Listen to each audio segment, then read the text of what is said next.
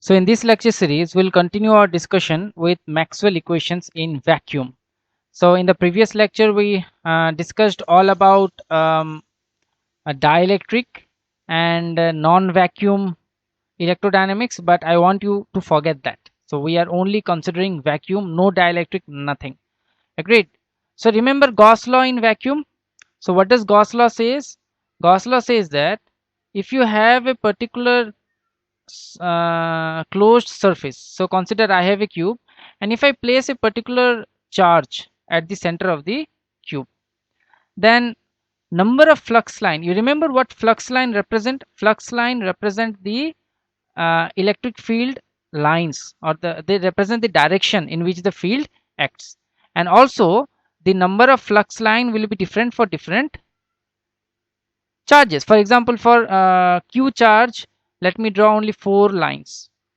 Okay, similarly for consider a box with 2q charge inside it, and I can say that for the 2q charge I will double my number of flux line, just to indicate that the 2q charge has more power than the q charge. I mean the field produced by 2q charge is more.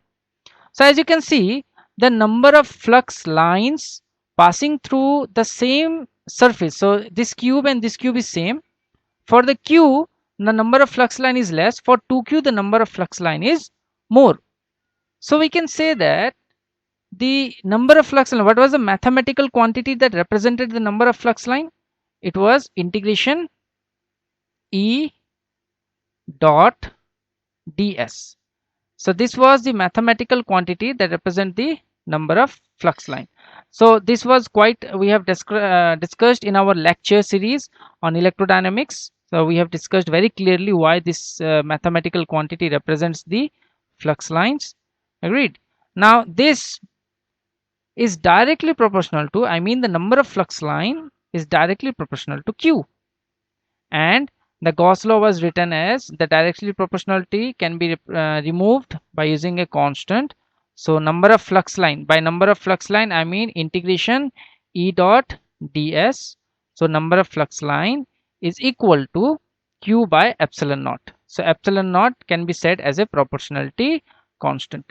Agreed? So why I'm considering epsilon naught? Because I'm working in vacuum. So forget about dielectric, that we'll discuss in the next lecture. So this is the general Gauss law, which says that the total number of flux line through a surface S is proportional to the charge enclosed inside the surface S.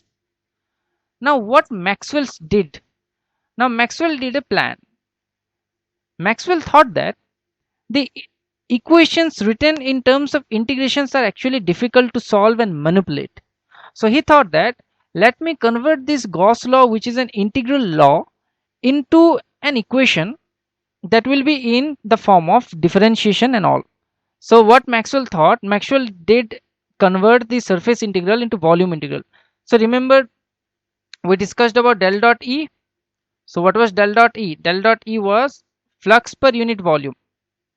And in the previous lecture I also discussed how that volume integral of del dot E is the total flux for the entire volume.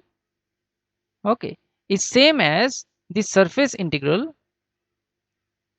E dot ds. Okay, why is that? Because if E dot ds represents the complete flux and E and del dot A represents flux per unit volume, then all I need to do is I need to multiply flux per unit volume, that is my del dot E, for the entire volume. So when I do it for the entire volume, it means I need to take the volume integral. So in this way, the left hand side of the Gauss law, by using this trick, can be converted into a volume integral. So a volume integral of, so what I have, so there will be a del dot E. Agreed? So what formula we have used? Remember the Gauss divergence theorem, where we can convert a surface integral into a volume integral by using a divergence or by using a dot product with del. So this can be written as q by epsilon naught. Agreed? But this is still not helpful. This part is still not helpful. So what I can do is, can I write q as volume integration of rho dot dv? Why I have written this? Because you see, if q is a distribution of charge, say q is distributed in this manner, okay, in space, so each point represents a particular charge. So if q is a distribution of charge, then I can say that there is, say, volume charge density. Volume charge density means charge per unit volume, and when I integrate over the entire volume, I'll get my complete q. So any charge distribution q can be written in terms of a charge density. Agreed? So I can write my q in terms of volume charge density rho, and what do I get? So I get the following. So I can write like this. Now can you tell me what are these volumes that I am considering? You see, the entire thing started with a charge inside a particular surface. Agreed? So consider a charge distribution. In fact, let me say a charge distribution inside a particular surface S. Agreed? Now what is this volume that I am considering? I am considering the volume inside the surface S. So that will be my volume V. Agreed? Now this volume V here, that is the entire volume, and this volume V here are for both the same surface. So this V is the volume enclosed by this surface S. So what was this surface? This surface was the surface through which we were calculating flux. Now you can see an interesting thing. The integrand both side has to be same, because both side has the same volume integral. So what I can say that the integrand in the both side is same. So the final equation becomes del dot E. So see what I'm doing, what I have done is, so the entire integration form of the Gauss law has just got converted into a differential form. So this is the first Maxwell equation, that is Gauss law in electrostatic. So now you'd say that since already these theorems existed, what special Maxwell did? Well, the special thing that Maxwell did was converting the integral equation into the differential equation. So what is del dot E? You know, del dot E contains only d by dx, d by dy, d by dz terms. We will find the utility of converting the integral equation into differential equation at the end of the lecture, when we will actually see how powerful the laws, how powerful these four laws are when we write them in their differential form. Agreed? So we have discussed our Gauss law in electrostatics. So this is my first Maxwell equation. Okay, note it down. Now we'll study about Ampere Circuit Law, and we'll find the differential form of Ampere's Circuit Law. So what does Ampere Circuit Law said?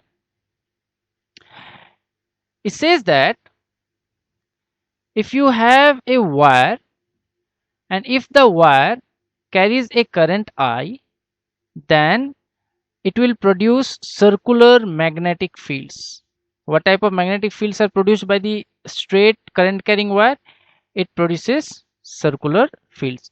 So to make the diagram better, so consider you have a cardboard, okay, and inside the cardboard, say this is the wire, and the current in the wire is, say, I. Then the magnetic field that will be generated will be circular on the cardboard. It will be like this. Agreed? So you will be actually having circular magnetic field around this particular wire. Agreed? So an interesting thing happened. Ampere Circuit Law says that, now you see one thing, the magnetic field that is produced here will be of more intensity, and the magnetic field that is far away will be of less intensity. Agreed? So as you go far away towards the bigger and bigger magnetic field circles, the intensity or the magnitude of the value of the magnetic field goes on decreasing. Because do you remember what is the magnetic field due to a straight wire? So we if you have done the Biot-Savart's law, you will find that magnetic field was mu naught I divided by 2 pi r. So it was 4 pi r, I guess. So here I have 4 pi r. Agreed? Yeah, 2 pi r. So now an interesting thing happens. So this was found by using Biot-Savart's law. Now you see, if you take B and if you take the 2 pi r this side, okay, so you are left with a mu naught I on the right hand side. Agreed? Now what is B dot 2 pi r says? It says that as you go to higher and higher radius, the field goes on decreasing. Agreed? So as you go to higher and higher radius, the field goes on decreasing. But the product of these two is always same, because the current is not changing and mu naught is a constant. So as you go to higher orbits, no doubt the magnetic field goes down, but the product of the field and the length, 2 pi r is the length, so product of field and the length is somehow same, that is mu naught I. So this was written in the form of an integral equation, that the line integral around a closed curve. Why it was taken closed curve? Because you see 2 pi r is a closed circle. So they said that the same thing can be written as integration, so line integral B dot dl. Okay, so whether you are calculating this line integral on this orbit or on this particular circle, the product of B and the product of length of the circle, it's going to be same. So integration B dot dl is equals to mu 0 I. So this is the basic understanding behind the Ampere's law. It says that even if the B decreases, the line integral is gonna stay same. Now what Maxwell did, again clever thing, Maxwell wanted to convert this integral into a differential equation. So what Maxwell did, he applied Stokes theorem. So what Stokes theorem does, Stokes theorem converts a circular integral, a line integral into a surface integral via a cross product. So he said that surface integral dot B, so there is a cross product, so del cross B is line integral per unit area. So total line integral is if you multiply line integral per unit area, that is my cross product, with the entire area, okay, then this is same as your this. So it can be written, so the equation can be written as like this, mu naught I. Now I have already talked about Stokes theorem in detail. So what is this surface S and what is this curve C? So if you are considering this inner circle C, then the surface S is the surface that this circle encloses. If you take the circle as the outer circle C, then the surface S will be the surface that the outer circle C encloses. Agreed? We discussed this earlier in the Stokes theorem. Now we have a surface integral this side and we have an I this side, but we can do something more.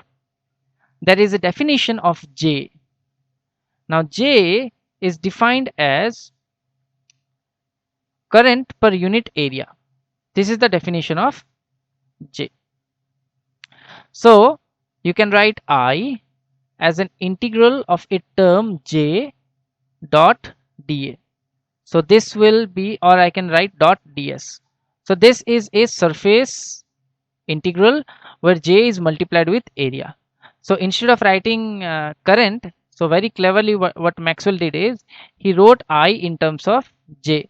Why he did? Because he wanted to convert the entire equation, entire integral equation into the differential form, and the power of this will only be understood when you look at the last lecture. So now what happens, both sides the surface is same, so you get del cross B equals to mu naught I. So mu naught into J. Agreed. So this is Maxwell's second equation. So Maxwell's second equation says, but later on Maxwell found something wrong with this equation and he modified this equation. That modification we'll do later on. So this is Maxwell's second equation. What he did, he converted the integral equation, integral equation of Ampere's law into the differential equation. In the next lecture we'll talk about Gauss law in magnetism and Faraday's law.